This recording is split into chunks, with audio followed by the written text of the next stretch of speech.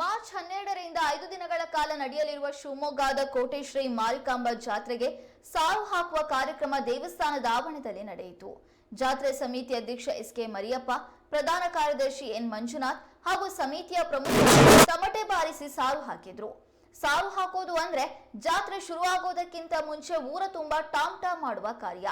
ಸಾಮಾನ್ಯವಾಗಿ ಮಾರಿ ಹಬ್ಬಕ್ಕೆ ಸಾರು ಹಾಕಿದ ನಂತರ ಯಾರು ಕೂಡ ಊರು ಬಿಟ್ಟು ಹೋಗೋ ಹಾಗಿಲ್ಲ ಅನ್ನುವಂತ ಪ್ರತೀತಿ ಈ ಜಾನಪದ ಆಚರಣೆಯಲ್ಲಿದೆ. ಸಾರು ಹಾಕುವ ಮೂಲಕ ಹಬ್ಬದ ಚಟುವಟಿಕೆಗಳಿಗೆ ಅಧಿಕೃತ ಚಾಲನೆ ನೀಡಲಾಗುತ್ತೆ. ಅದೇ ರೀತಿ ಶಿವಮೊಗ್ಗ ಮಾರಿಕಾಂಬ ಜಾತ್ರೆಗೂ ಕೂಡ ಸಾರು ಹಾಕಲಾಯಿತು. ನಂತರ 5 ಆಟೋಗಳು ಶಿವಮೊಗ್ಗ ನಗರದಾದ್ಯಂತ ಸಂಚರಿಸಿ ಧ್ವನಿವರ್ಧಕದ ಮೂಲಕ ಸಾರು ಹಾಕುವ ಕಾರ್ಯವನ್ನ ಮುಂದುವರೆಸಿದ್ವು.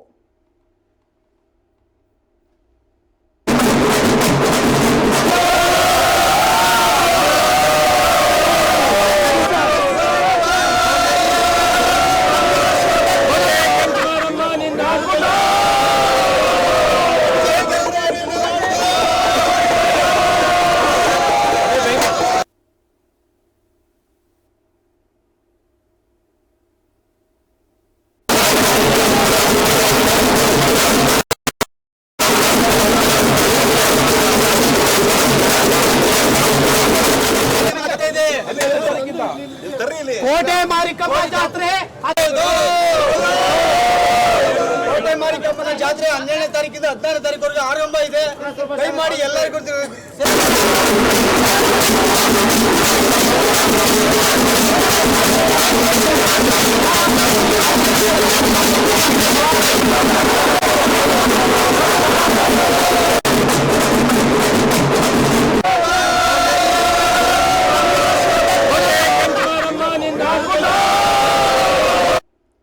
ಶಿವಮೊಗ್ಗದ ಪುರಾಣ ಪ್ರಸಿದ್ಧ ಕೋಟೆ ಮಾರಿಕಾಂಬ ಜಾತ್ರೆಗೆ ದಿನಗಣನೆ ಪ್ರಾರಂಭವಾಗಿದೆ. ಪ್ರತಿ ಬಾರಿಯೂ ಕೂಡ 2 ವರ್ಷಕ್ಕೊಮ್ಮೆ ಶಿವಮೊಗ್ಗದಲ್ಲಿ ಮಾರಿಕಾಂಬ ಜಾತ್ರೆಯನ್ನು ನಡೆಸಲಾಗುತ್ತೆ.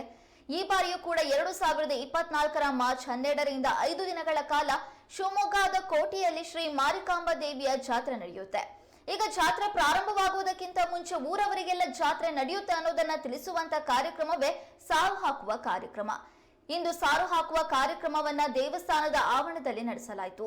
ಜಾತ್ರೆ ಸಮಿತಿ ಅಧ್ಯಕ್ಷ ಎಸ್.ಕೆ. ಮರಿಯಪ್ಪ, ಪ್ರಧಾನ ಕಾರ್ಯದರ್ಶಿ ಎನ್. ಮಂಜುನಾಥ್ ಹಾಗೂ ಸಮಿತಿಯ ಪ್ರಮುಖರು ತಮಟೆ ಬಾರಿಸಿ ಸಾರು ಹಾಕುವ ಕಾರ್ಯಕ್ರಮಕ್ಕೆ ಚಾಲನೆಯನ್ನ ನೀಡಿದ್ರು. ಸಾಮಾನ್ಯವಾಗಿ ಮಾರಿ ಹಬ್ಬಕ್ಕೆ ಸಾರು ಹಾಕಿದ ನಂತರ ಯಾರು ಕೂಡ ಊರನ್ನ ಬಿಟ್ಟು ಹೋಗೋ ಹಾಕಿಲ್ಲ. ಇದು ತಲತಲಾಂತರದಿಂದ ನಡ್ಕೊಂಡು ಬಂದಿರುವಂತದ್ದು. ಹಾಗಾಗಿ ಸಾರು ಹಾಕುವ ಮೂಲಕ ಹಬ್ಬದ ಚಟುವಟಿಕೆಗಳು ಅಧಿಕೃತವಾಗಿ ಚಾಲನೆಯನ್ನ ಪಡೆದುಕೊಳ್ತವೆ. ಇವತ್ತು ಕೂಡ ಶಿವಮೊಗ್ಗದ ಮಾರಿಕಾಂಬ ಜಾತ್ರೆಗೆ ಚಾಲನೆಯನ್ನ ನೀಡಲಾಯಿತು. ನಂತರ 5 ಆಟೋಗಳ ಮೂಲಕ ಶಿವಮೊಗ್ಗ ನಗರದಾದ್ಯಂತ ಸಾರು ಹಾಕುವ ಕಾರ್ಯವನ್ನ ಮಾಡಲಾಯಿತು.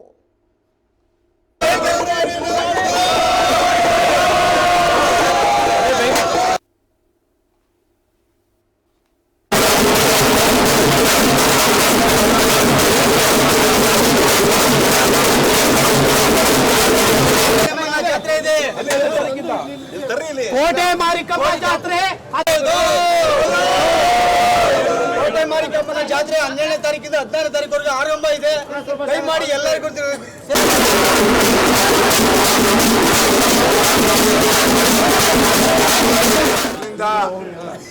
ಜಾತ್ರೆ ಪ್ರಾರಂಭ 12ರಿಂದ ಇವತ್ತಿನಿಂದ ಕಾರ್ಯಕ್ರಮಗಳನ್ನ ನಡೆಯುವಂತ ಸಾರಾಗ್ತಾ ಇದೀವಿ. ಇದು ಯಶಸ್ವಿಯಾಗಿ ನಡೆಯುತ್ತೆ ಅನ್ನೋದನ್ನ ತಮ್ಮ ಮುಂದೆ ಹೇಳಲಿಕ್ಕೆ ಈಗ ಹೇಳ್ತೇವೆ.